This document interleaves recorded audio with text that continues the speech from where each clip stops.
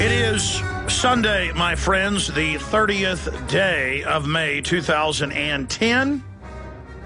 I want to talk about Memorial Day first, and then I'm going to run through all of the amazing news here. And amazing is the word. Israel stations nuclear missile subs off Iran. Times of London. Israel rejects call to join anti-nuclear treaty. At least there's a real discussion about the fact that Israel has 400 nukes, but says no one else in the region is allowed to have them. Also, starving and deluded, yet North Korea is ready for war. Going back to Israel, Israel war game rehearses Iran attack. Flotilla set for final leg of Gaza blockade, busting bid. French news agency, hundreds of activists braced for the final leg of their attempt to go through a Gaza Strip embargo, a bid Israel vowed to defeat. And that was yesterday. Now here is another headline. Israel gunships head to sea to block flotilla.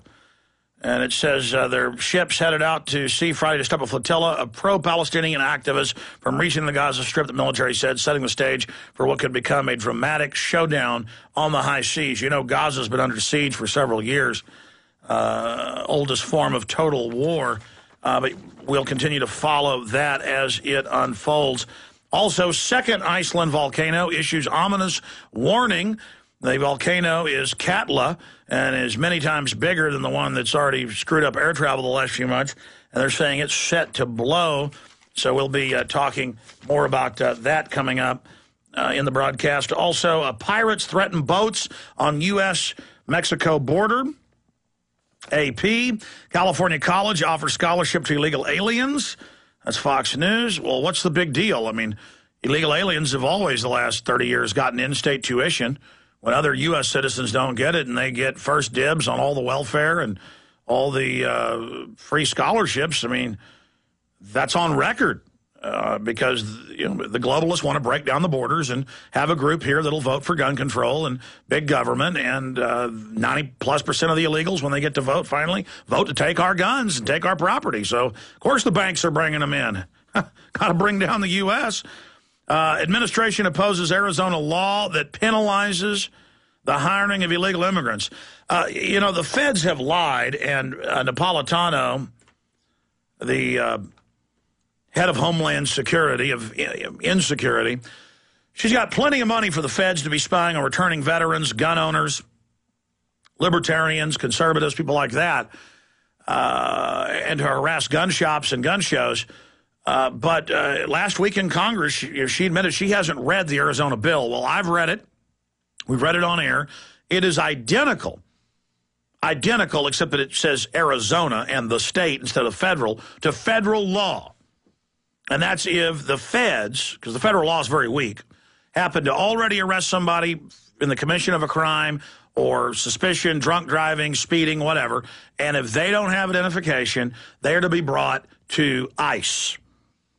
Or what's the La Migra.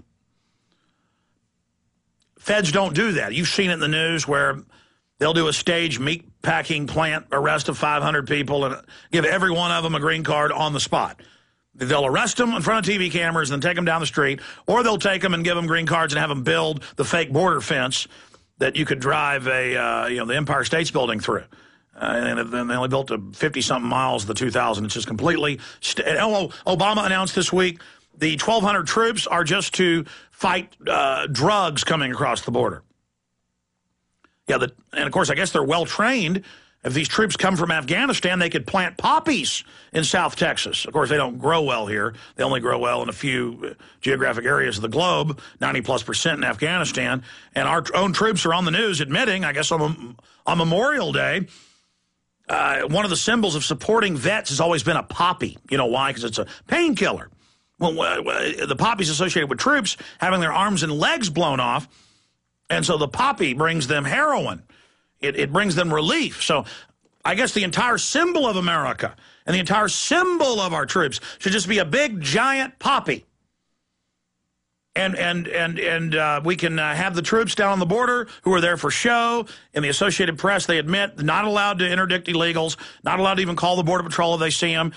Bush put them down there 5 years ago. They get shot at by Mexican troops. They were told to run. Our troops are told to run.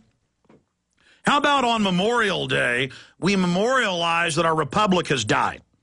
How about we have a memorial like you go to, grandma's grave and once a year and put a wreath around it saying, "We love you, Grandma." How about we place wreaths at all of the veteran cemeteries for apologizing to them that we let America be taken over by foreign corporate interest? No, who's here in America fighting against the New World Order, the open announcement of global government run by a bunch of Ponzi scheme-running offshore banks? It's on record they engineered the crisis. It's on record they plunged the housing market. I've got stacks of mainstream news with even the German government saying Goldman Sachs, JP Morgan, and others engineered the European collapse with the head of the European Central Bank, Trichet, for France. That's in the mainstream news today. Our entire country, our entire world is being taken over by covert corporate interest, a corporate takeover. I'm sorry, people with turbans are not our enemy. We're only over there because there's opium, $500 billion a year. I'm sorry, the million-plus dead Iraqis and our thousands of dead U.S. troops, 1,000 in Afghanistan dead, 5,000 in Iraq. Their sacrifice and their courage has to be admired. But I'll tell you, no preemptive war in history has been a just war. When the British attacked the colonies, it was unjust. Okay? George Washington and Thomas Jefferson, they were the insurgents. That's why we have 4th of July. That's what the Star-Spangled Banner is about.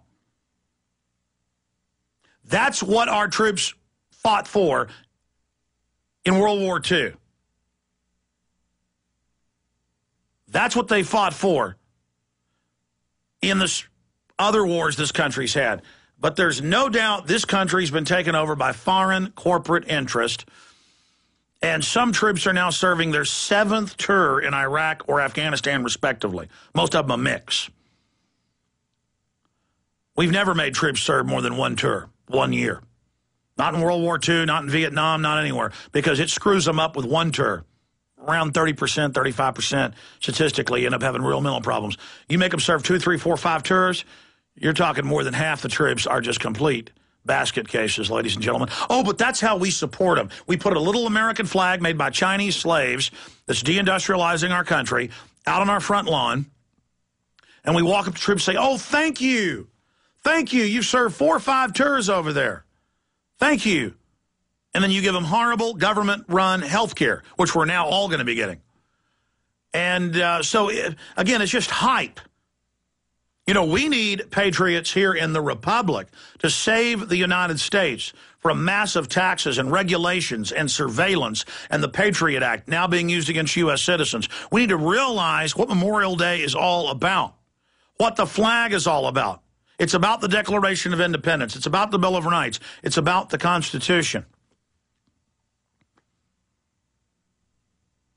It's very simple.